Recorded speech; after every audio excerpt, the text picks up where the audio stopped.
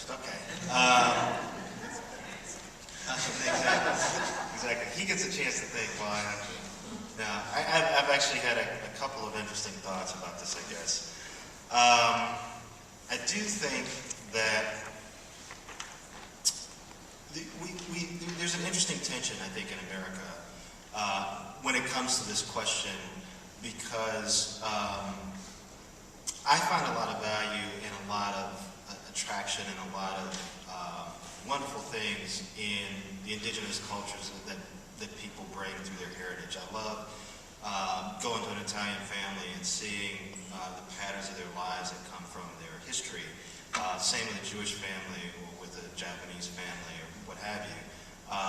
But sometimes asserting that and holding on to that and finding ways to keep that in your life is viewed as a threat.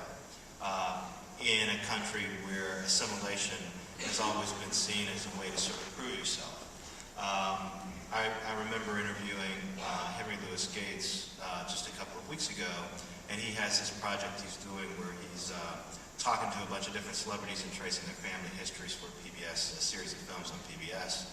And he said that, you know, every new group in America becomes the enemy at some point.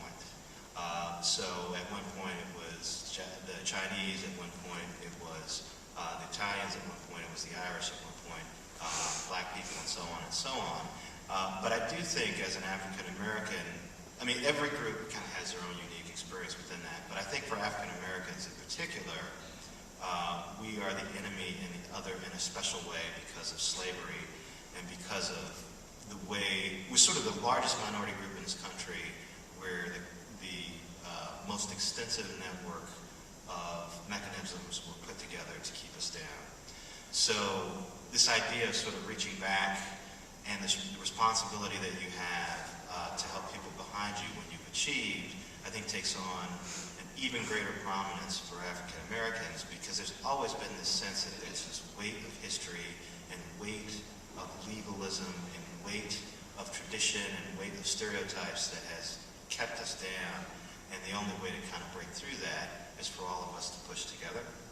So in a weird way, I think for African Americans trying to hold on to whatever is identified as your base culture can sometimes be seen as more threatening, and for us it can sometimes be seen as more important. And that idea to have to reach back and help is also, you know, if you don't reach back and help, you're like dooming the race, you know, in a way that I think other ethnic groups maybe faced in the past, but they don't necessarily face right now.